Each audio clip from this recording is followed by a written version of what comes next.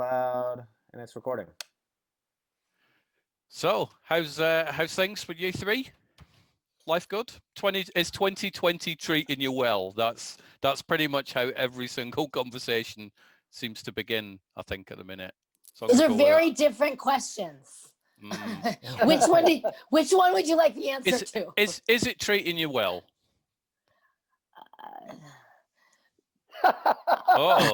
Should I have gone with the other question? We'll find out tomorrow. We have a big election here, and so TBD. Yeah, exactly. I heard all the gun stores are sold out. So yeah, I've heard pins and needles. I think there will be a really, really big bang at one point, and that will be the internet exploding. Probably within the next 24 hours. You could see the internet ramping up already and has been for months, months and months. 4 years, actually, I think. 4 years, yeah. It'll ramp up for 4 years. So it's, I mean, even though I'm in the UK, we still, we're still not as affected as much as people in the US, but we're kind of envious that you've got an election now, because the person we've got running our country, we can't get rid of him for years. So we're a little bit envious of that part. But we're all back in lockdown again here in the UK as from Thursday. Right. So we're all shutting down yet again. We got out of it for like a week and a half. That was the most we got out of it, and it was just the worst. Like, because it all of a sudden we got bad again, but we all went back in, and then it's like you got to protect your old people. You can't, it's just, it sucks. I mean, I can pick up the mantle and answer your question. This is terrible. Like, this is like, COVID is terrible. Like, Trump is terrible. My dog has cancer. I just took her for chemo this morning. Like, this is terrible. Like, no. Yeah, I know. I found out. Like, thank God I have insurance though. It would have been like $8,000. Like, it was $800, but like not $8,000. Anyway, all these things are terrible things. We wanted to be shooting a movie by now. We're waiting until maybe March now. I mean, the chances are, whatever we get shoot next will probably be in Eastern Europe. Like, we'll probably be in Europe because you have less COVID. Well, I mean, at least right now you do. I mean, it's ramping up again, so who knows? But hopefully we can get all this stuff under control. I mean, there's been too many. We just lost Sean Connery. I mean, what more can 2020 do to us? It's like, fuck you, 2020. Don't say it. There is one more thing that could happen in 2020, and we don't jinx it. No. Dude, I'm still thinking they're gonna tell us about the aliens. Like, that's gonna happen. Like, aliens followed by an asteroid, I think, is pretty Trump much... needs to stay in power because the aliens, like, no. It's like, I'm the only one you can trust. I'm the one that told you about the aliens. Like, with the hands. Yeah. So you've used the word that's terrible. My answer. You've used the word terrible quite a few times, and I want to put something in that's not terrible, because 2020 does have a few things that isn't terrible, and one of them is 1BR, which is like light years away from terrible. It's like 1BR doesn't even know what terrible is. So there you go. The reason, so we spoke before you clicked the record button about spoilers, non-spoilers, is I seem to have adopted the don't watch the trailer, don't read a review, don't even read what the plot line is, just trust me, press play, rent it, whatever, and experience the film. And I did watch the trailer a few minutes ago. I've seen the film twice now, so well done. I've just finished watching it probably about an hour and a half ago for the second time. Awesome. And then I thought, well, do you know what? I've not seen the trailer. So I watched the trailer. I don't like the trailer. The trailer shows me too many things. So, well, we went back and forth quite a lot on that trailer with our Dark Sky MPI, our distributor, sales agent. And, I came from a world of testing movies and also testing trailers. So we really went back and forth trying not to reveal too much, but you had to reveal something. I mean, if you don't, then, we tried to make it really fast. So you kind of felt that emotional something from it, or a little bit of fear or whatever, but you may not remember it altogether. That's what we sort of tried to do, and keep it very sort of loose in that way, to like just, flash you different visuals, but then get on with it and not give away the whole thing. Cause that happens in all kinds of trailers. But, and the guy that worked on the trailer, edited the trailer, he's a super nice guy. He worked really hard on it, but like, I think it's like you say though, more people enjoy it if they don't watch anything of it, and they just go in cold because they have all these expectations of what it could be. Like, is this like supernatural, or is this something else, or you know what I mean? So it's like there's a lot of interesting kind of twists and turns in the film that if you haven't watched a trailer, you really are going to experience like full on. So that's what I would say. And I can't imagine you as a producer going into like a distribution company or a sales agent going, right, here's my plan. You could do a poster, but I don't want any advertising. I don't want anybody to know what the film's about. No trailers, nothing. They would be like, out, get out. So I fully understand why a trailer is needed. But I think the genius of I mean, OneBR. usually you have multiple trailers. Oh God, yeah. Spider-Man 2, you have about 700 trailers that add up to about 6 hours worth of running time, I think. Oh, we just have one. That was it. 2 minutes, which was good.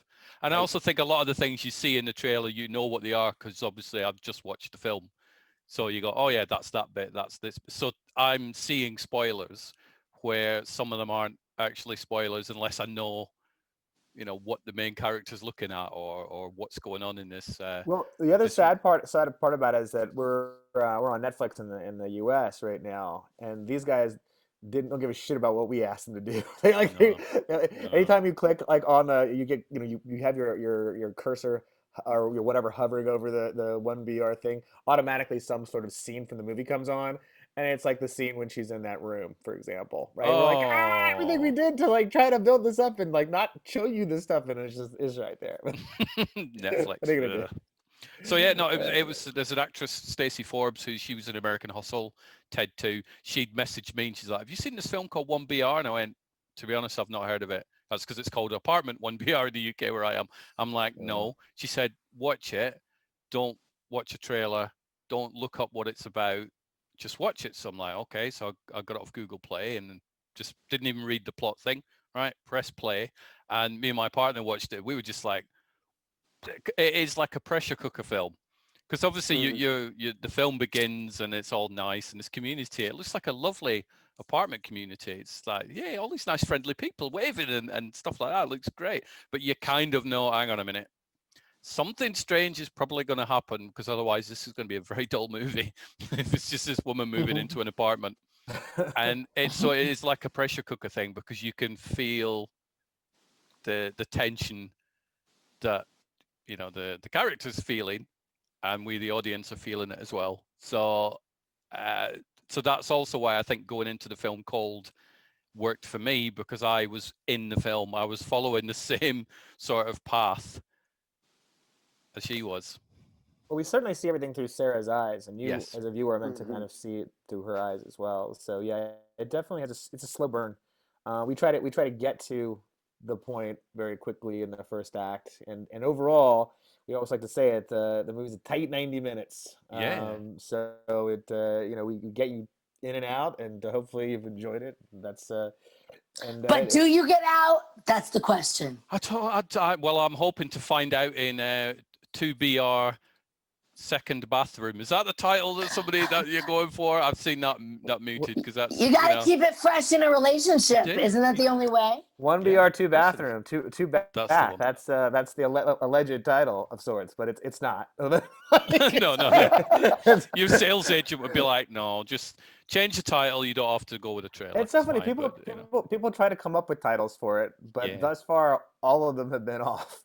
Which is good. Oh, I feel like Chronicles of Janice has a 1BR really nice rating. 1BR Chronicles of Janice, like, because we don't know what's happened to Janice really, and Taylor Nichols, who plays Jerry, is very fond of saying, well, I think we should do a prequel, guys. I think we should do a prequel, the whole thing, and so he's very keen on that. But we could go any different way. He said, what does he say? Like, good horror movies are hard to kill. So we could have 8 of them if we needed to. It reminded me though of, and not so much in the storyline, but the First Purge movie. So I watched the First Purge movie and you go, this is a standalone movie. It's going to be a really good story. And then you get to the end of it and you go, that kind of works. And then they do a second one. You go, how are they going to do that? But they do. And I think it's the even end better. of one, it's even better. The second and third ones are even better, which is really interesting in that regard. Like, I mean, listen, there's 5 Purge movies now and a TV show. TV show. There's 9 Saw movies, 9 of them, right? Yeah. I think we can get a sequel for this one. I think people need a sequel for that one. And do you feel sort of pressured for that? Because I've been keeping an eye on your social media, and the social media handling of the 1BR account is great. That's how you do a film social I wonder media who account. does It's it. amazing. I don't know. Probably somebody who doesn't really do anything else. Somebody who's just Who's always just there, sat right? around. Like, Yeah. I don't has know. nothing else to do. Like No, I will nothing. tell you a little secret. Our producer Alok here wears all the hats. I mean, it's amazing all that he does. Like, listen, allegedly he does the social media. I mean, who do I know? How would I know? I don't He's know. just the, Allegedly. he's the wizard behind the veil, But I mean, literally, like from, I highly recommend, if you're up for it a third time, drink every time you see Alok as a background extra. He's in there like okay. at least a half dozen times.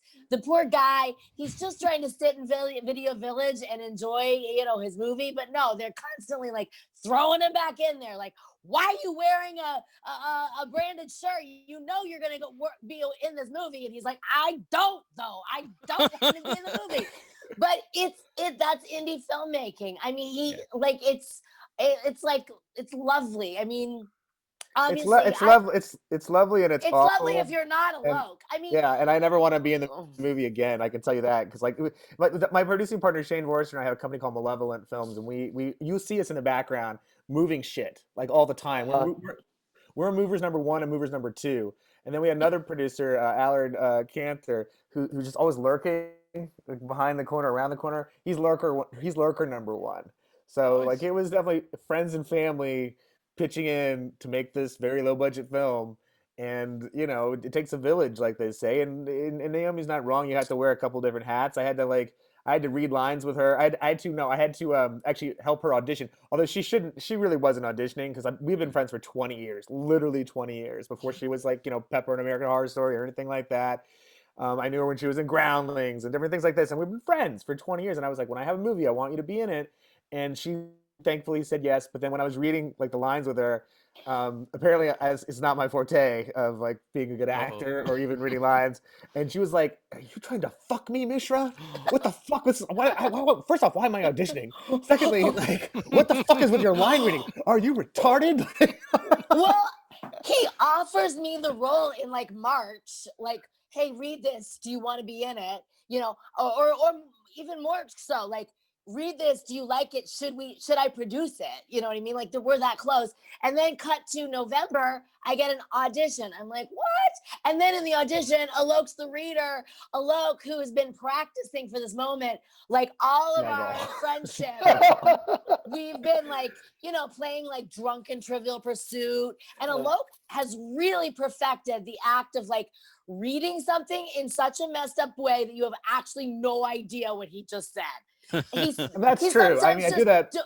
He does it in regular speech too. If I'm sure you'll notice, but I'm just kidding. But no, I mean, I swear, I was like, I think he's trying to sabotage her. No, I'm kidding. No, but I mean, down to okay, just to give you an idea of just how like involved he was.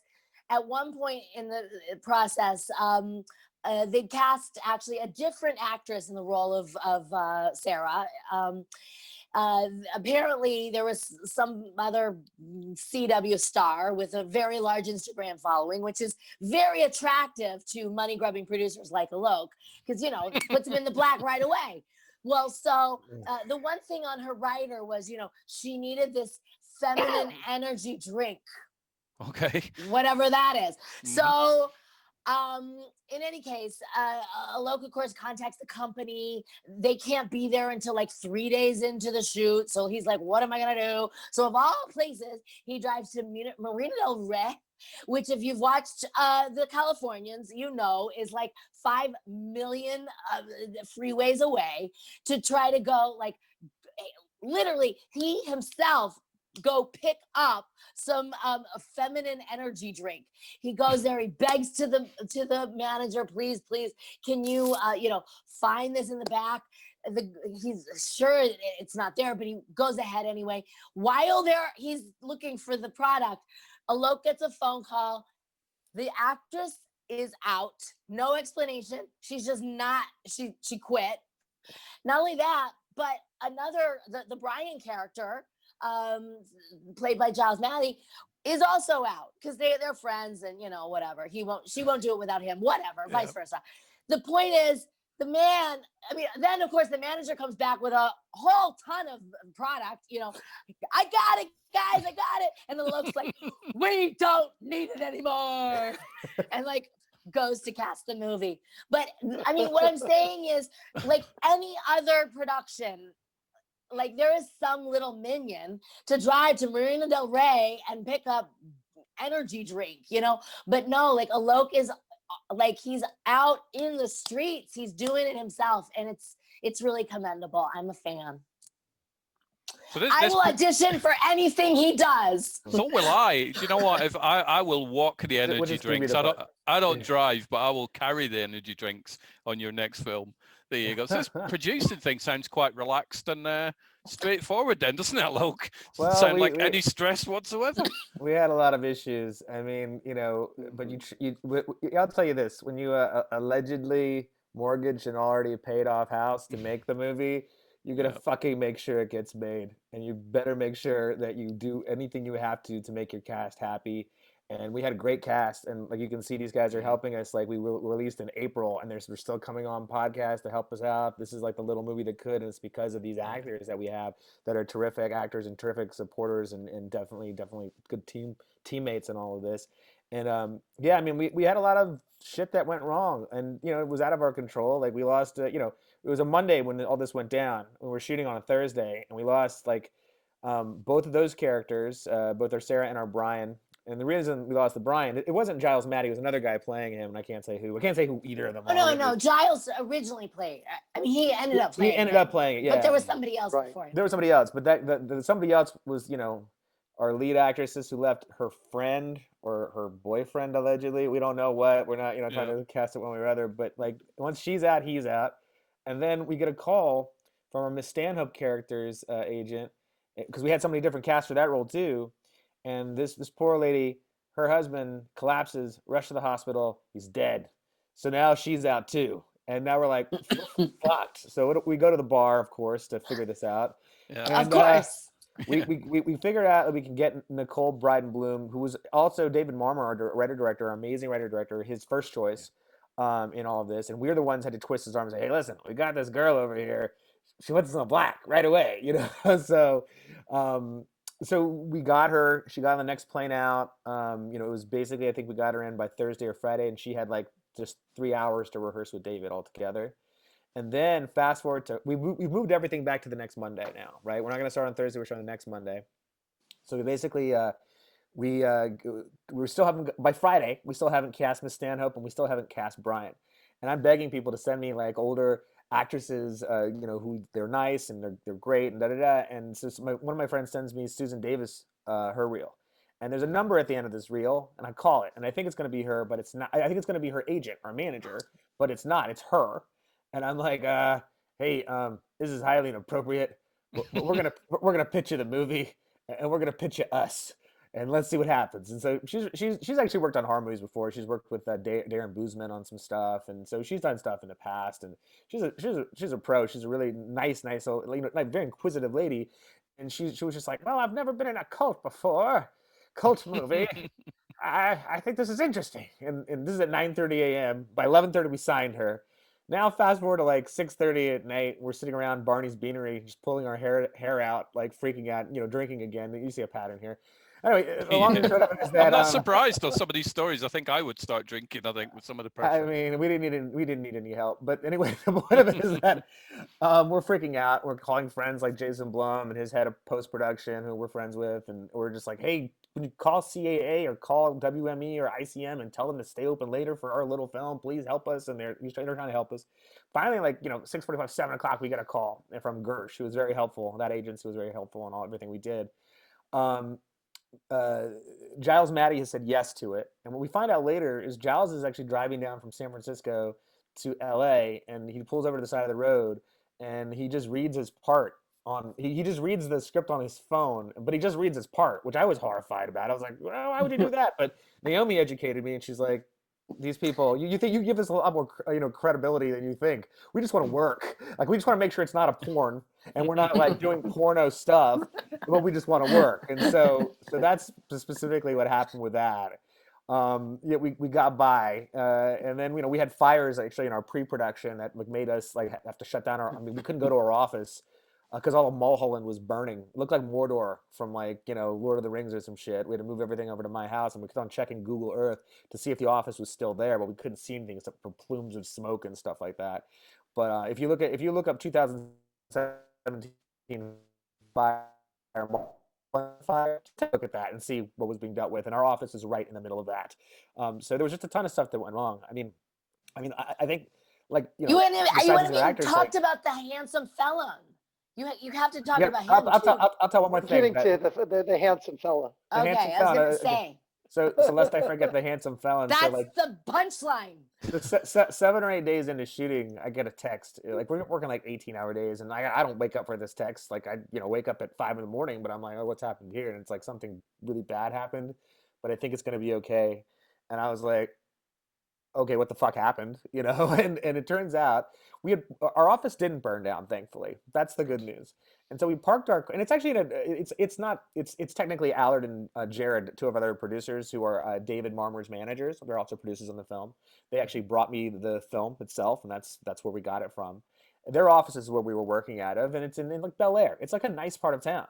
But we parked 3 big production trucks like right outside their office. And in the middle of the night, and this Escalade, this white Escalade pulls up, no plates, and 3 people get out, and they break into the first truck, and they're off and running away with it in like 8 minutes. But what they didn't know was in the middle truck, because they're parked at like 1, 2, 3 in a row.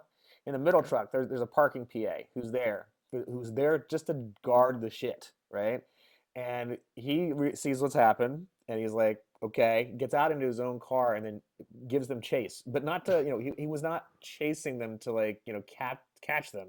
Yeah. He's chasing them with the police on the phone and just far enough back and these guys go across a couple different freeways, and they get over to the Felix sign. And the police are like, you need to stand down, sir. And he's like, I'm not going to stand down. I won't stand down until you are behind them, giving them chase, and like, so right at the Felix sign, the helicopter lights come on, and then all 3 cop cars rush in. And now this is on TV, by the way. It's like a televised, like, high-speed chase at this point.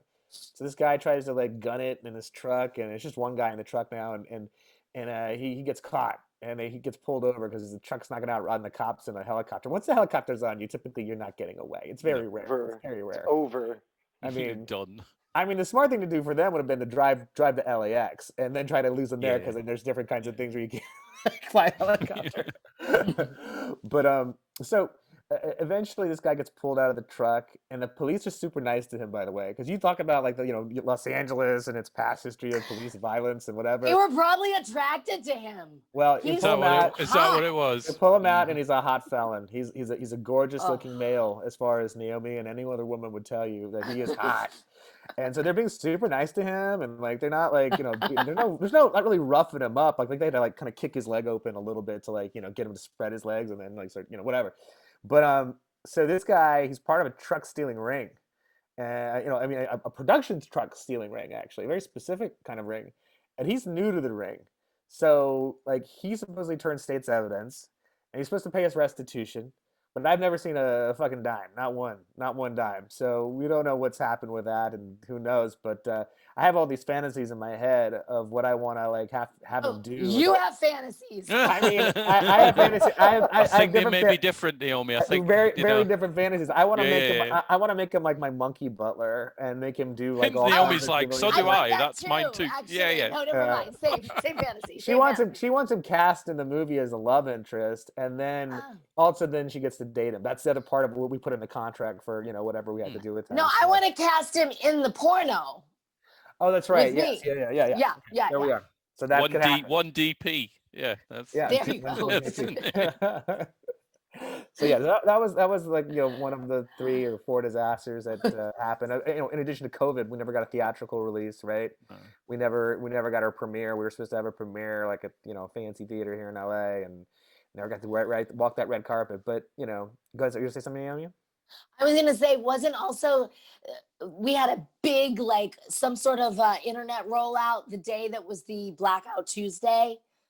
Yeah, I mean, we were Like the dude, the day that it was literally like ghost to post anything but a black box was the day that we were all lined up to do like a huge like the Blu-ray's blowout. buy the Yeah. Blu-ray. Yeah, so that happened too. But you know, listen, I always say this: something bad happened, something good happened. Like these things kept on coming in waves. Like we you know, we didn't get our theatrical release where we did really well on VOD.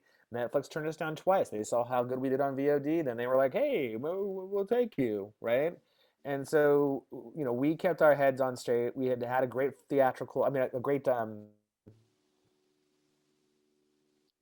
Oh, oh, We we lost lost you. you. he We was lost he you. was We having a lost you, good Alok. think. He was having a good think. He was like, Okay, You're sorry. paused. we had a great I'm something. telling you, that's what he does. If it's not What his it is. internet, it's the way he'll like say stuff in such a weird way that you're like, what is happening? Okay. Am I back? Am I back? I assume I'm You're back. You're back. back. You are You're back. back. Yeah. So we didn't get a theatrical run. We did really well on VOD, and we then got to get onto Netflix. And then when we got onto Netflix, we actually got to #1. We were in the top 5 for 8 days. I mean, no one would expect this of this little film. We beat Jamie Foxx's Project Power, which was about to be the most. No, it would have been the #1 movie for the longest period of time for the year. It was going to be 14 days, but on day 14, Forbes wrote a little article about it. Like, who the hell is this little movie that just beat the shit out of Jamie Foxx? And in fact, we tried to, you know, I don't know, our Twitter account tried to write him and said, you know, sorry, player, sorry we had to knock you out. Game recognizes game. He never responded. He's probably watching Allegedly. 1BR. He's counting the amount of times that you're actually in that film. I mean, That's what I Yeah. think. He's just bitter. He definitely mean, saw it. Yeah. You know, Joseph Gordon-Levitt, the same thing. Sorry, Big J. We had to like knock you out. But anyway, long and short though is that I'd say this. We also, outside of doing our sort of very planned festival trajectory, we also had a plan as far as when we released in April. We decided we were going to keep on trying to get interviews, do podcasts, get reviews, and keep it sort of in the mind's eye of everyone until, you know, we came out in on Netflix at the end of August. And I thought it was going to be the end. I was like, we're done, da da da. And like Naomi's like, you're out of your mind. People want to even talk to you more now, which is kind of, you know, we've been doing almost as many podcasts, I feel, as we were doing towards the beginning of it. I mean, we were doing like 3 or 4 a week. And, you know, every country we open up on that's an English-speaking country, there's always a kind of a little pop there as well, because we're opening in Australia the 4th, which is tomorrow for them. Wednesday. Yes. Oh, yeah. Tomorrow for them, the day after tomorrow for me. And Yeah. then, you know, on the 4th, the election, the votes will all be done. Oh, God. I was gonna say, I don't even know if we're gonna be here. So... No, nobody will be here. Well, I will sort of call this RIP everybody, because the world has blown up, and I'll make sure I put this online beforehand. But I think with 2020, I think obviously cinemas, they've suffered a lot. The big movies, I don't think there has been any big movies that have come out of the cinema this year. This is the year of the indie film. It is. And then you've got sort of half the planet at home, locked down. I've barely left my house since March. I'm still working from home on my non-film stuff, which is dull, but it pays the bills and allows me to rent movies and stuff, so I don't mind it. And I have watched so many films and so many indie films, because people don't, there's no big studio films out. I just won't watch any movies this year. They need content. And what they need is really, really good content. And there's 2 films to me this year that have come out that have been the little movies that have just punched the studio ones in the face. One of them is Host, the Zoom movie, which is great. And the other one is 1BR. Those are I spend a lot of time on Twitter, a lot of times, you know, and I see so much chatter about 1BR just going around the planet, and it is lovely to see. And would I class it as an underdog? I wouldn't class it as an underdog, because your film is as high quality as anything I've seen that may have a $200 million budget. To me, a budget doesn't matter to the viewer. It only matters to you guys who make the film, doesn't it? So It matters to his mortgage lender.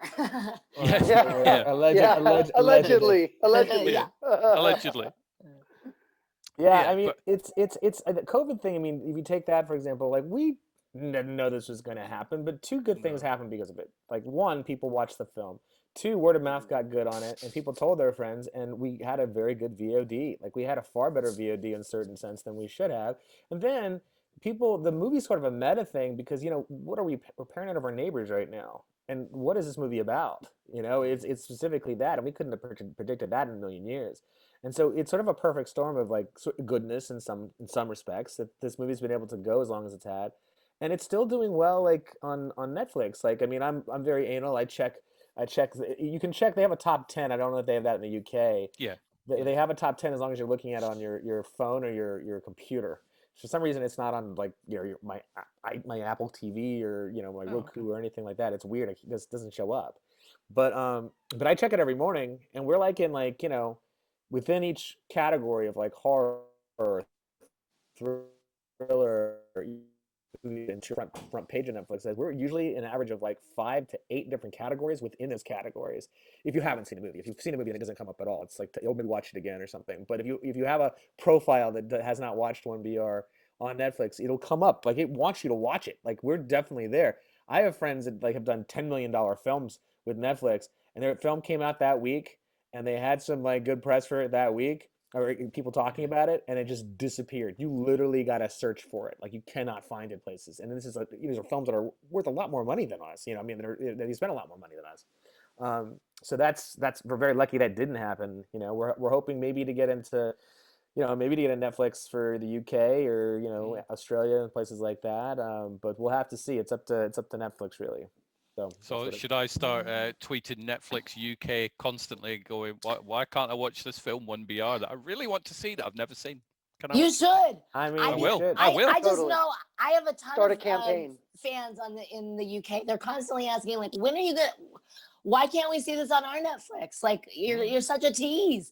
And so yeah, I mean that's how that works. If Netflix knows that you want it, yeah, of course. There you go. I've just added that to my to-do list. Great. So at the minute in the UK, it's available on Amazon, iTunes, Google Play. For Sky Store, also Virgin, and I think a couple more in addition to that. If you just Google, it's up on a huge bunch of digital platforms. Mostly, though, I think people I've heard look at Amazon and iTunes as ways to rent like stuff VOD. But yeah. Well, I watched it for the first time on a 130-inch wall projection because I went out and bought a home projector last year. So I will watch quite a few films on that, sitting in the living room, big wall. So that was the first time I watched it. Second time was on the TV next to me. But it's as close to a cinema experience as I've been able to get so far. So Clayton, we need to bring you in because you've been very quiet there. You're wearing the one hat that Alok hasn't been able to wear. So That's keep hold of that hat. Yeah. He's wearing them Yeah, all. I decided I'd take one from Alok, You stole his hat. It's actually my wife's hat. Well, it suits you. It looks good on you, though. It suits you. You wear the hat well. That's like Thank the you. one. That's the one hat that Alok didn't wear was the super badass villain you did not see coming, but stole the movie. As far as I'm concerned, I'm a fan. Yep. Thank you. Thank you. Because it's like your character Leicester. We were introduced to him relatively early on in the film, and we go, oh, he's a little bit strange. Right. Turns out you're not the strangest one in that place. Far from Definitely it. not. No, not Just at all. someone dealing with grief. Someone who has a lot of hope. Hope for just a good life, and just always kind of keeping an eye on things. One eye. One. That was good. One eye. So how did you become involved in the film then, Clayton? And what was your process for building the character of Leicester, or was it all on the page on David's script? Well, a common theme throughout the production of this film is alcohol, and so I knew Alok through a common friend. I had a friend who was bartending at a bar, and Alok would frequent this place, Bigfoot West, and so Alok and I became acquaintances and friends over the years when I would go visit Nigel. And I'm never on social media.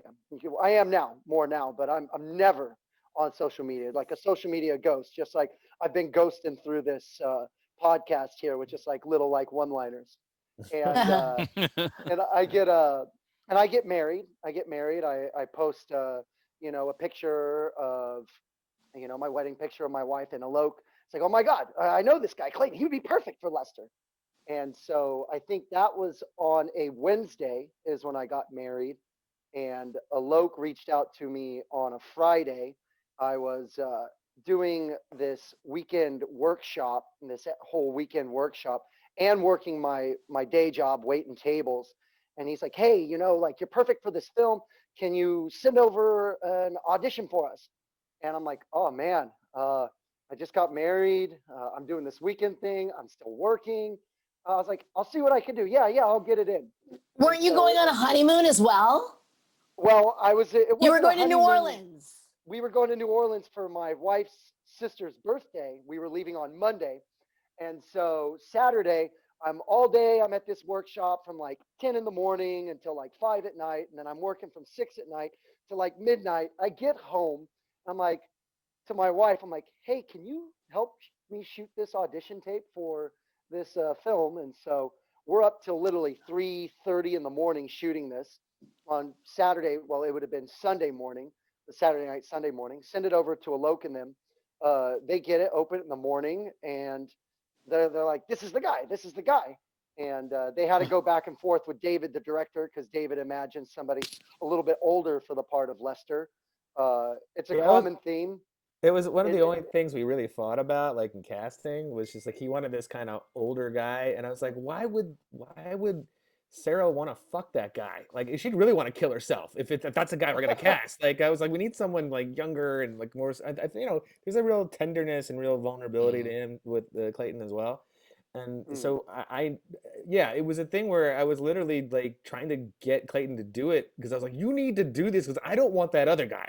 Like, no offense to the other guy, but it didn't seem right to me. And finally David saw his, you know, his performance on that like Sunday morning, and it was just like undeniable. Like, we knew like he's the fucking guy. He's gonna be great. Da, da, da. So that was the thing. I'm glad you mentioned vulnerable, because that's a word I would use to describe Leicester as well. If you'd, as you said, cast somebody older, you would just go, he's scary, don't like him. Why would, oh, run Sarah. But you have a vulnerability to the character. So it's like, we want to look after Leicester, but we're also not quite sure what sort of person he is. So it's a whole balancing act going on there. Well, a lot of times, just my character type, I get cast as the bad guy, the creepy guy, and they're just real people, you know. And so that's always the challenge, or that's the art, is bringing that to that character to make them relatable. And David's script is great, you know, and just reading it, you know, he wrote it in there, you know, in the scene with Miss Stanhope and Sarah, when she's like, hey, did that creepy guy give you this book? And she's like, oh, Leicester, he's not creepy, he's just sad. And to me, that was everything. That was like the nugget of gold that I went on to prep that, because that's why you have to read the whole script and not just the parts you're in. Exactly. Right. Exactly. Yeah. Well, you know, when you just get the script and you want to audition, like, all right, where am I? What am I doing in this? Okay.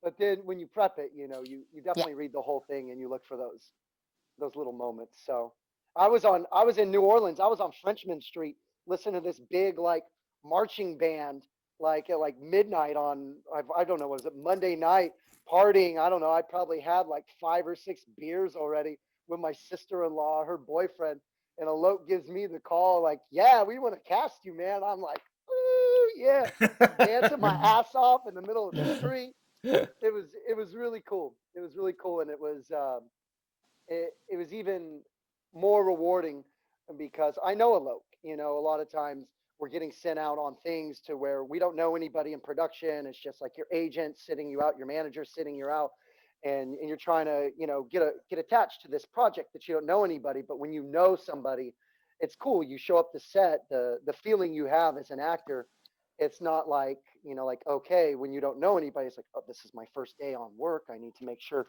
to make a good impression, this and that. It's like, nah, I know these people. What's up? How's it going? Good to see you. Let's have fun. And so that was great. I'm glad you got to do a self-tape, Clayton, and you know, we're able to Oh, use your me wife too. Yeah, as exactly. the reader, because imagine if you'd had to Oh, go in God. for that audition, we might have had to have that old guy, I know. and then I where know. would Gosh. we be? Exactly. You know, and it helps that my wife is she's trained as an actor, and so she was definitely very instrumental in giving me some direction and helping me tone it down. Yeah, just tone it down a little bit. Just tone it down a little bit. So Yeah, because I think a lot of the brilliance of Leicester is the way that your body language is telling the story. So it's not all about, I mean, the words are obviously great, but it's not all about the words. It's the way you hang your head, it's the way you look, it's the way you stand beside Sarah at one point and just, you know, move your glasses, and it's like that tells us everything we need to know for that moment. well, So it's, I like to work a lot from the physicality of things too, you know, and you just look at the simple things such as that Lester doesn't have his eye. He, you know, has had his eardrum popped out. So a lot of that was influenced just the way I would look, because I would have to lead with my good ear to hear what was being said, lead with my good eye to see what was going on. And you know, that was, to me, finding the physicality of the character is very important, because that's what'll drop me in. Once my body believes it, then the brain just kind of catches up with it. So so what was the shooting schedule like, Alok? What was the sort of time period? And I'm guessing the location was an actual location. Well, the exterior was. Yeah. Everything that you see, it's inside our apartment, is actually sets that we Right. built. And it was one set that they kept on redressing. So every different apartment room you see, like where the kids are learning, where where Miss Stanhope's room is, like that's all one apartment. They just keep on redressing Oh overnight, like wow. every single time. Like which was Ricardo Jatan was the production designer and yeah. did an amazing job, an amazing team, Mm. and just kept on resetting. And then the actual apartment wasn't an actual. I live literally because I moved to the goddamn valley. This is why my internet's so bad. Is a goddamn valley. Even though I pay for the best internet you can get, it doesn't make a difference. I live 2 miles away from the actual apartment now, and it's literally like down the street from my veterinarian. So I like go. I usually cruise by and I just take pictures. I like just see what's going on out there. But the people who actually live there, we were shooting around, real people and stuff that live in an apartment complex. They were lovely. They were actually pretty nice, and some of them are actually in the movie because I wanted to be in it so bad. And being a money grubbing producer, I'll take a free extra. Hell yes, you can be in the Yeah. movie. Come Hell on yeah. in. When they're in, you're out. Even better. Yeah. Even better. And But and what was it that night? That night that we were shooting the big climax ending of the scene, one of the persons had their dog. There's no pets allowed in this building, but the whole time we're shooting this, right by the courtyard where we're shooting, you just hear this one dog constantly just barking, barking, barking the whole time. Like, this doesn't work. Like there's no pets allowed. I was like, can we go fucking pay that person $20 to take that goddamn dog for a walk? Can we just do that? And you go with them. You go with them to make sure they don't come back, all right, for a long time. So yeah, it was there challenges like anything else, but the apartment complex itself actually was really great because we actually didn't get it till very last minute either. We were competing against two different ones, and the one we thought we were gonna get then tried to like pull this thing where like, oh, it's not like, say for example, 3 grand. Now it's 5 grand. We're like, Yeah. we don't have That extra that money for old this. trick. Yeah. Fuck you with that. Like, so we went and looked at another one, which happened to be this one, and it was like a lot more uniform looking, a lot more kind of prison looking, if you will, right? So the way that it was, sort of set up, and so both Dave and I just turned to each other like, this is the play. We got to do it here. We should do it here. So yeah, like I said, they were really great to do it. The shoot was 15 days initially, over December of 2017. We did it in December because usually you can get people for cheaper because Hmm. money going producers. Okay. Good to Um, know. Yep. it sucks for the cast and crew because they're not allowed to. I mean, listen, they don't have anything shooting usually during this time, so people are willing to work for a little cheaper. It sucks because we did give them 3 days for Christmas off, and we finished before New Year's Eve. But it means you really can't go anyplace, right? And so like poor Naomi's mom had to fly in from New Mexico to here, and so we shot for 15 days then. And then we did our post production, but when you don't have any money, it takes a lot of time. And we kind of also realized the ending really wasn't working for any of us. And so we got the band back together, and every one of these actors works, and it's tough to get them because like Naomi's in American Horror Story, and like it was tough to get them back. We got them back in September, and we got them back for 4 days, And the only time we could get him back, and this sucked, was like during the week of the Emmys. Well, who happened to be nominated for an Emmy that year? It doesn't happen very often in life, but Miss Naomi Grossman. And poor thing was just like, God damn it, Mishra. I'll come back and do your shitty movie. Like, she didn't say shitty. Maybe she said little. But, you know, she came back. She came back and, you know, didn't get to go to that gifting suite and get a trip to Barbados. But she came back and she, you know, we tried to wrap her when we could to get her out to go to those parties and everything else. But she was a trooper. She came back. She was very sweet.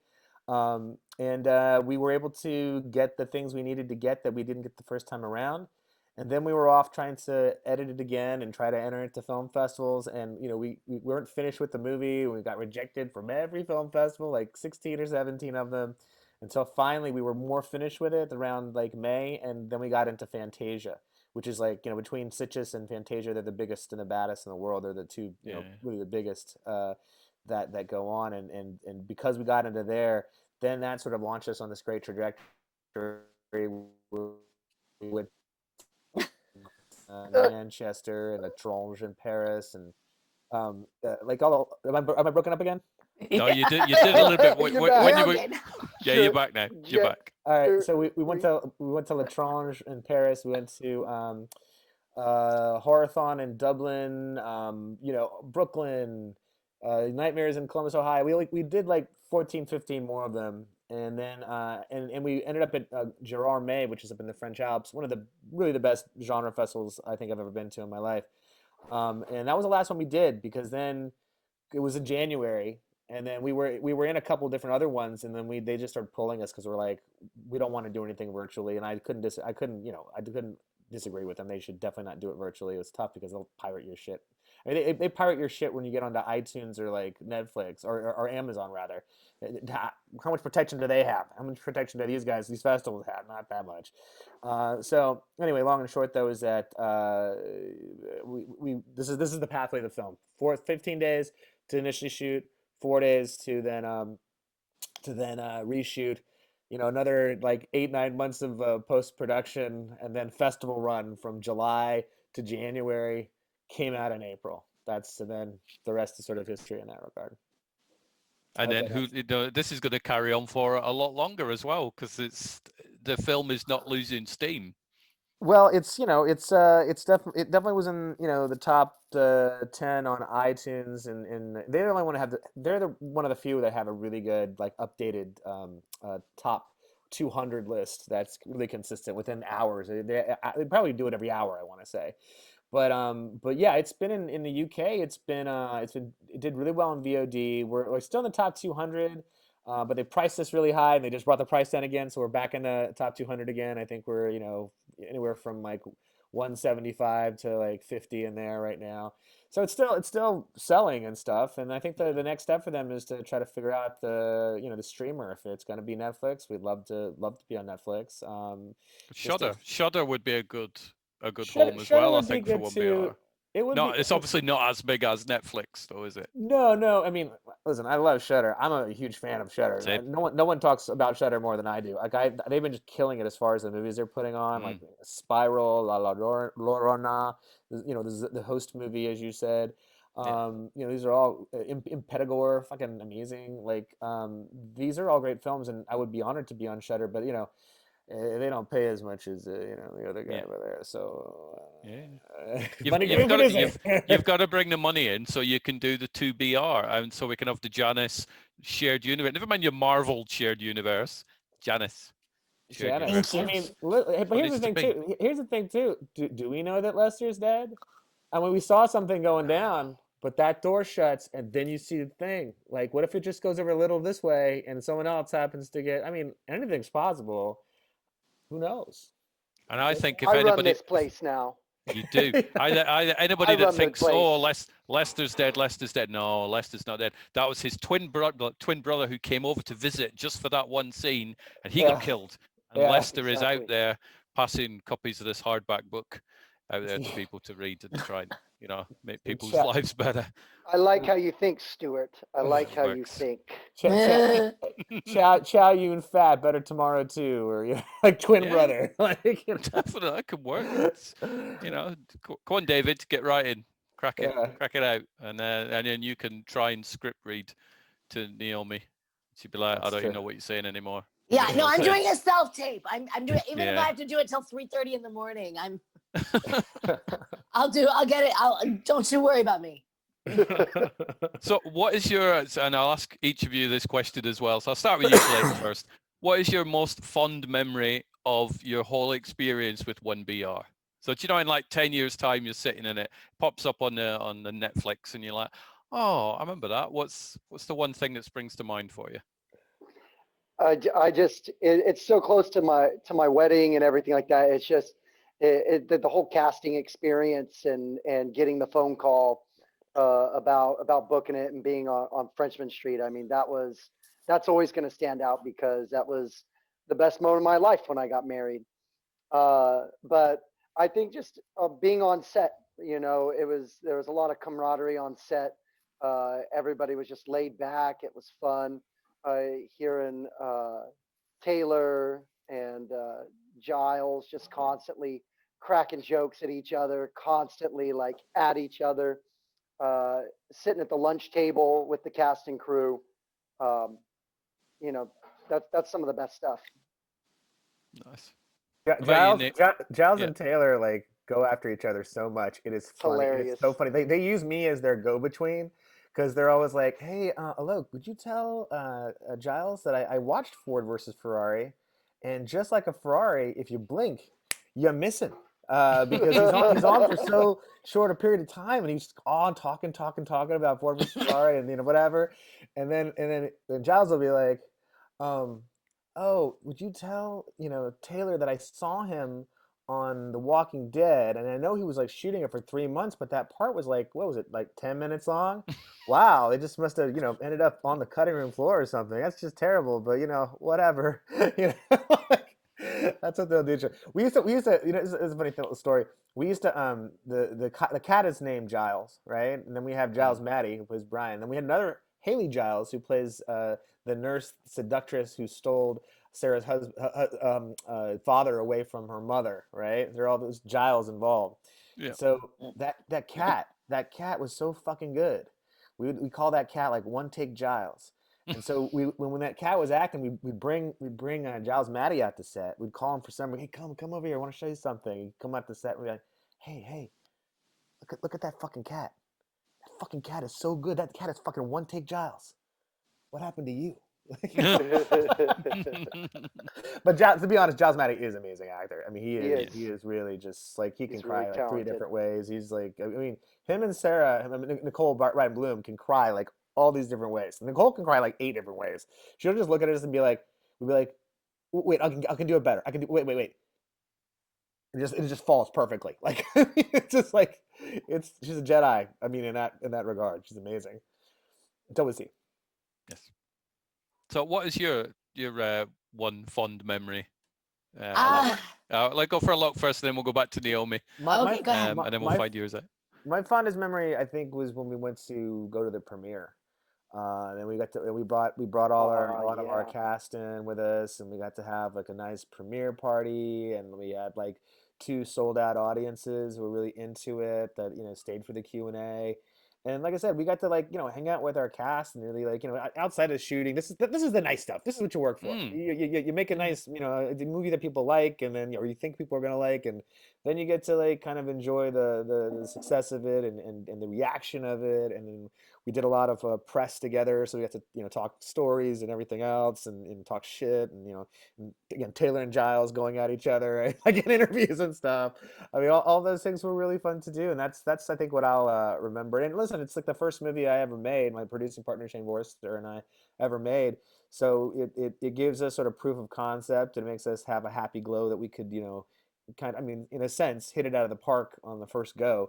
But if we're being honest, like we tested movies. We did market research for film, and we did a lot of testing with this movie. We did like 20 different viewings of it with friends. I'm sorry, 5 different viewings of it with 20 people plus. to test different things, and we learned, like, people didn't want to see more of the cat. Like, I wanted to see the cat like come out of the Oh, oven and then, like, yeah. his eye blow up or something. But that, like, 75% of people didn't want to see that. 25% did, and those were the hardcore horror fans, including myself. But we don't have a hardcore horror movie. If anything, we have a movie that skirts the line, that it's a thriller that could be considered a psychological thriller, maybe even with elements of horror, Mm. and it crosses over into different kind of, like, territories and stuff like that, and different genres. So the testing helped us with that, and so, like, it was sort of a rewarding sort of overall feeling to see our cast enjoying themselves, and us having a good time and getting to sort of celebrate this little film that could, and it's gone on to doing, not just Mm. not the little engine that could, the little engine that did, almost, in a sense. It's actually the little engine that still is. It's still doing is it. doing, yeah, and will continue to Well, I for, think for quite a while. I think, well, listen, I think that it is kind of like a purge. Like, I remember testing the first purge and being like, this isn't very good, and then seeing the second and third ones going, this is excellent. Like, I would totally want to see what's going on in this universe. And, like, even the Saw movies got sort of better and better, like, as they went along, to some extent. So I'm glad we built a universe that people want to come and see again. That's the main thing. We have great characters, great character development, and great acting. I think, in terms of, that's one thing people talk about. Like, it doesn't seem like it's a small film because your actors No, and it your doesn't. performances are really good. So that was my favorite thing, the premiere, in a long-winded way. Naomi, what's your favorite memory, other than obviously the wonderful script reading that you were doing with Alok, which The obviously audition. with the audition, which obviously would be the highlight. But let's just put that to one side for now. And what's your second favorite one? Well, I mean, it's very hard to beat being, like, flown into Montreal to go to the premiere. I agree. That was very special. They don't always do that. And that was really, really nice. But I mean, again, we've established Alok goes the extra distance for his people. Had I required feminine energy drinks, they'd be probably up there waiting for me too. But honestly, yeah, I adore Alok, and even just, like, these podcasts have made such a difference for me in this quarantine. Like, it sounds sort of pathetic, but, like, I'm a very social person, and, like, this has been very, very challenging. And so just having, like, something to take a shower for, and like, a human connection on the other line, has been really special. So I know that it hasn't gone exactly as we expected it to, obviously, but at the same time, I do think the situation we found ourselves in many ways has been really, really helpful. I mean, what better thing to do while you're stuck inside than stream a movie about being stuck inside? So, I mean, I think there's, like we said before, there's been a lot of, like, really happy accidents, and promoting this movie, it for me, is not a chore. It's not like, oh, I gotta do this thing, phone it in, literally, for this thing that barely paid me. I didn't need to say that part. I'm sorry, that went below the belt. It's But like, I'll promote your movie a lot, but I want some energy drinks as payment. Go get me some, and then I'll do that Zoom call for you. no, but I mean, it's I I'm believe gonna in this movie. I'm gonna pay her in Hot Felon. Just wait. There you go. Yeah, you can have 6 hours with a hot felon. Yep. In advance, please. In advance. Of course. Maybe I'll pay you with Hot Australians. We were doing a podcast the other night, and she's like, "What is with these accents?" Oh my God. Yeah.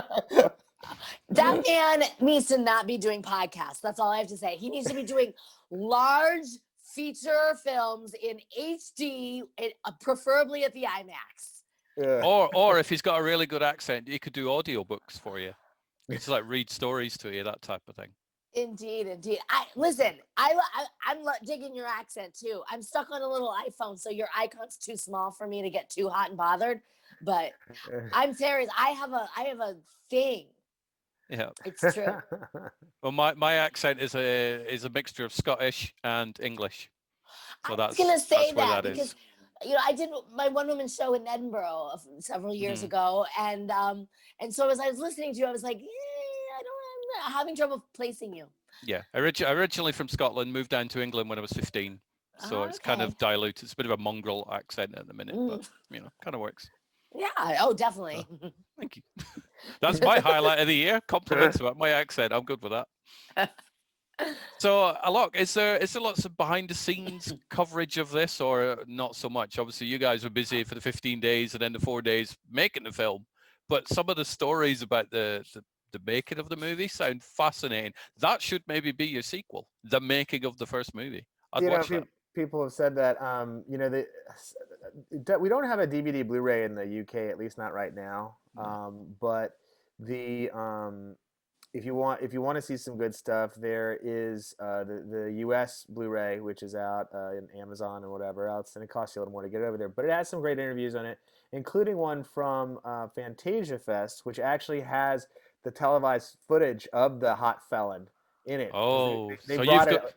We were doing the Q&A, and then and we're talking about the story. He's like, "Hey, I think we got some footage of it." And it just popped it on, and so the funny thing was, we didn't even tell David Marmer, the director, this had happened, when it happened. Oops. We told him at the rap party that we had, in LA, we don't want to fuck your head up. You need to think about this movie. And we don't want to tell anybody else either, because we don't want them thinking and talking about it either. We just need to focus on this 15 days and get through it, right? So we didn't tell any of them this, and I don't think I even told Naomi, to the point, because we all had a miss of just shut the fuck up about it, right? And so we at Fantasia, I think that's when a lot of the actors got to learn about it for the first time. Me being one. And you learned that for the first time. Yeah. So so that's a reason to get the Blu-ray. I would tell you, because it has access. Please, especially because I think when people buy the Blu-ray, I have points on the movie, so that I'll actually get paid ultimately. Brilliant. I'm going to import, as long as it's a region-free Blu-ray, then I'm good, because it will work on my player. And if it's not, I'll buy it for the cover art. It's fine. Oh, well, no. I mean, listen, only buy if you don't spend the money, if you don't have to. But I mean, the point of being is that my point is, hold on, what is my point? My point is behind the scenes stuff. There's an article that we wrote for Movie Maker magazine. I don't know if I sent you that one. I'll send it to you afterwards. But it's all the behind the scenes of what went wrong, right? The whole story we just told you, they let me write an article about it, and so I'll send you the link for that. And that's a really great sort of kind of story about filmmaking, indie filmmaking, disasters that can befall you. And maybe, did I say it right this time, Naomi? The other day we were talking, I said befell you or something. Befall you. That's you a really said great... befalled. Yeah, I was also drinking. It's not even a word, is it, Naomi? Befall. It's not. But after you've had 3 Belgian beers, anything is a word. Maybe how about 1BR2 Befalled? There's your sequel name right there. Befouled. Befouled. No, but that's a great behind the scenes sort of thing. I think we actually did take a lot of pictures and stuff, and we didn't do as many. We frankly didn't have the time to do interviews of people sitting there in a makeup chair and the way I got ready for this role, we didn't do any of that shit. We didn't have time for it. But I think that one day there'll be a more updated, maybe even sooner than another updated Blu-ray, which will have some. We don't have any commentary on the other one right now, so that's kind of sucks. But we'll have commentary on it. We'll bring out some of these old pictures. We might tell some more stories. We might make sure that we have a lot more interviews sort of included. We have, when we made that Blu-ray back in January or whatever it was, we have done over 200 something interview podcasts and reviews, positive interview podcasts and reviews. Good. So we have over 200 pieces of material we could pick and choose to sort of put in there and do different things with, that were cool. When we were making it, we didn't know the New York Times was going to give us a good review. We didn't know we were going to put us on their summer best list, and we didn't know we are going to be in USA Today and Vulture and Variety's best movies of the year and stuff. So I think that one day we'll have more stuff we release. We have some to release, but we didn't put a lot on, unfortunately, on that DVD. But there is that handsome felon on that Blu-ray, which is worth it. Hey, Naomi, is that alleged official 1BR swag you're wearing? Badge up? Where would I get something like that? It's not official, I'll tell you. But it is alleged Swag Nice. for sure. Actually, another podcast which we probably shouldn't talk about because they compete. Oh, it's fine. No, it's cool. But It's fine. yeah, I don't get paid for this. It's fine. I do it because I love it. It's great. All right. Well, don't feel like you have to send me a T-shirt afterwards, but these guys did, and I love it. Vag up. How fun is that? Brilliant. Yeah. Yeah. I think it's a good message too. And was that tipsypod.com? Because it's got the thing. I say the name. Yeah. They deserve it. It's a good I T-shirt. think their actual name of their podcast is called They're Terrified and Tipsy, and then I think that their thing is Tipsy Pod or something like that. Yep. Twitter. Tipsypod.com. Yeah. Didn't they send you one too, Alok? They did. I'm not wearing it. It's some other thing. Oh, it says "Oh fucking of course" or something like that, and it was pretty funny. So I got it. We have to send a picture to them, wearing our gear or swag or whatever. But yeah, they were very nice to say, we were inspired and we want to make it, and we're like, I'm not sure we should wear this because what if we make our own? And then we looked at how much it was, how much you make off of making your own, and it's fucking not worth it. It's not worth the hassle. Oh, I made $10 for going to all this effort. Like, you guys can do what you want to do. I mean, how are we going to actually go and then like trademark vag up? Can you imagine that like argument? Like, that whole thing? No. I'm filling out the paperwork for this. Like, yes, Mr. Lawyer, we're doing this. Vag up. That's ours. No. No, not happening. Cool T-shirt. Thank you. So what is this about a ghost, Naomi? Just so we'll round this up very soon. But apparently there's a ghost called Peter. Is that true? Well, actually, he's British. British ghost. Okay. Yeah, British ghost.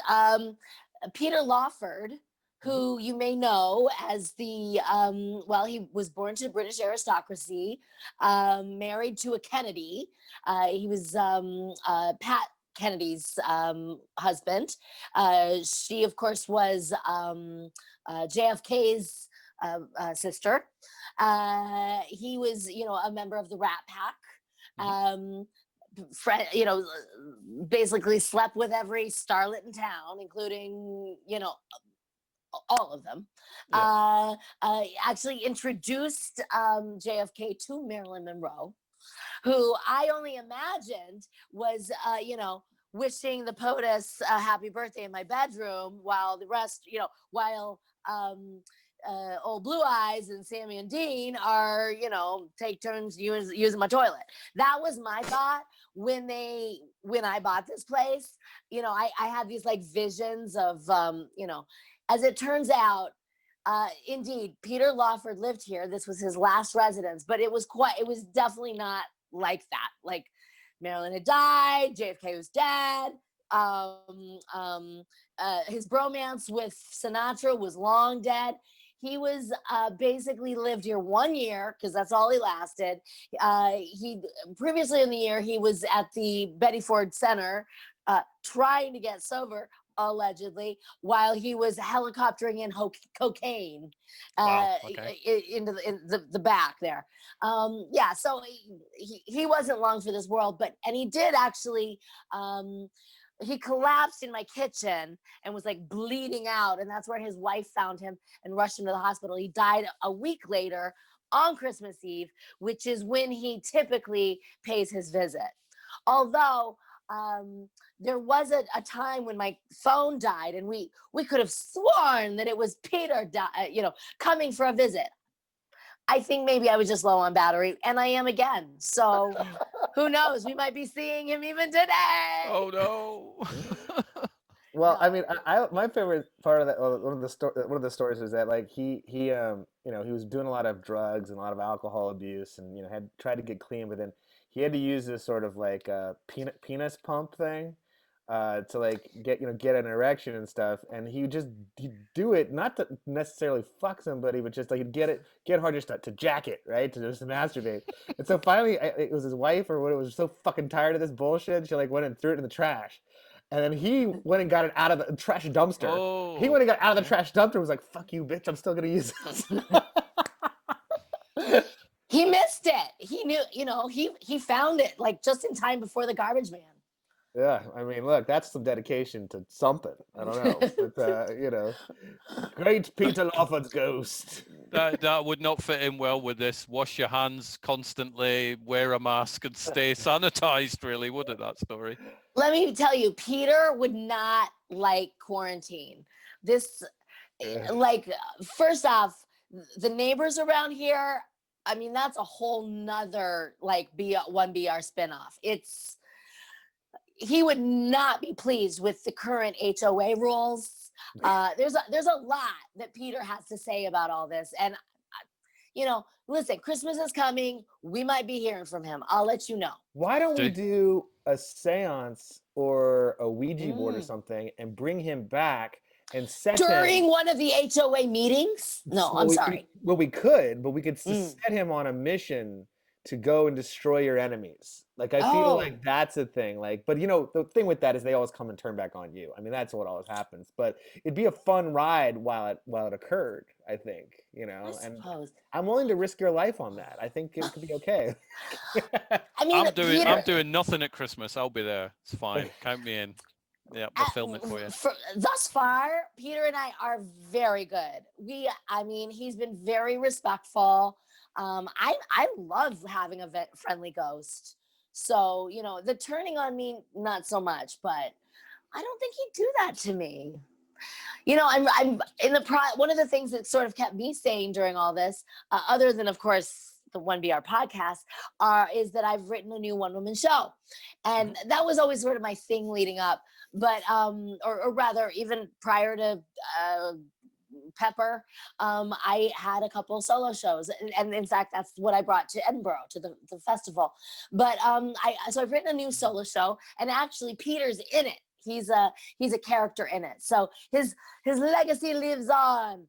And so that's why I don't think he would do anything nefarious with me. I think I'm his only real publicity outlet at this point anymore. So, well, I mean, if he's in hell, which is all very possible, right? He's coming back to collect souls. That's what I kind of feel. That's where we go, right? So he'll collect as many souls as you'll give him, but you'll still have to keep on giving him souls and give him, or victims or whatever, right? And then when you don't, then he's like, well, I'm gonna have to take you. That's how it might go that way, I think I'm pretty much headed there anyway. So. Well, then it doesn't matter, right? I was going to say, it's a free pass, yeah. Take down the whole HOA. Take them all down. Oh, don't you worry. You got to make sure, I think, you collect a specific items from them, whether that be like a hair or like, steal their doormat, or, you know what I mean? Like, all I want to take from them is Mondays, Wednesdays, Thursdays, Saturdays, and Sundays back at the pool. We've got a rule now that you can only be at the pool on Tuesdays and Fridays. Because, I don't know, maybe COVID takes off on those days or something. I think it does, yeah.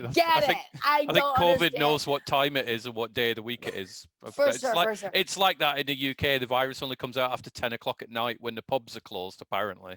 Right. Who knows? I mean, at least you had pubs. Like, we haven't had any fucking bars open since May, and even then it was like a week and a half, and that was it. Like, ugh. That's actually not entirely true, Alok. In fact, it's your favorite drinking hole, other than Bigfoot Lounge. Barney's Beanery is the reason that I'm hoarse right now. Do they have because the outside, they have an outside area. They have an outside area. Well, I think the thing is you have to have an outside area. You have to serve food. That's the thing. Straight up bars aren't allowed to open. That's same here now. Ugh, yeah, we live in strange times. Thanks, Trump. Thanks. But and Boris Johnson in the UK, another floppy-haired clown. Fuck that guy too. But 2020 for me has had lots of highlights. This is now one of them. This conversation that we've had. So thank you guys so much, not only for putting together 1BR, which was amazing. So my thanks to all the cast and crew, and Giles the cat, who's not here, able to accept the praise, but just for making a wonderful film and taking time out to have a conversation with me is very, very much appreciated. I am going to start tweeting at Netflix UK to tell them about this film that I keep hearing of that I've not managed to watch yet, honest. And when's it going to be on the UK Netflix? So we'll get you on there somehow. Let's see. My Thank you. And Thank well you. done on all your other work as well. So I'm a huge American Horror Story fan. My partner Annette is a massive, Pepper fan. She was actually stunned because a lot of you sort of messaged me and said who was coming on this podcast. So I told Annette, and she was like, "Oh my God, it's Pepper!" She was stupidly excited. So any chance you could say hi to Annette? She's not here, but I'll play it after. Of course. Hello, Annette. Thanks There you for supporting. She will geek out of that now. She'll be like, "Oh my God, you said my Do name." you want me to stop the recording? Yeah, well, no, we can stop it in a second. I don't mind if this is part of the recording, Okay. just I wish you well in everything you do. I look forward to the Janice shared universe. Leicester, Leicester's still around. I think Leicester is still around. How did Leicester become Leicester? That's my question. Like, I want to see, Exactly. Yeah. we'll have to DH, Leicester a little bit, and then we'll get him, really with each injury, we become more and more who you are. And He was a young computer science major at UCLA. okay. I like that you just told us what it is. Okay. I'll admit that. That works. But you guys enjoy the rest of your day as well. It's sort of, it's nearing the end. It's nearly the 3rd of November where I am. So I wish the whole of the US the very best of luck in So wait, you mean the day. it means I can have a guest in my pool, but in the UK? Yes. Okay. Oh, cool. I'll let them know when I'm swimming in there with a friend and they fine me for using my own pool. I'll be like, but in the UK. Stuart said. Yeah, it's true. This is recorded. It's legally binding. It's recorded. It's fine. Yeah, it's all part of a thing.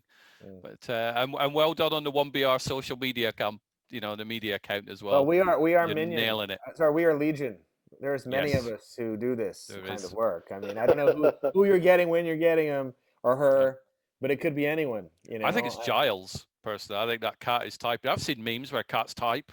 I think it's Giles that's doing He's it. always trying to invite people to dinner. Well, I think it could be Giles the cat. It could be Giles Maddie.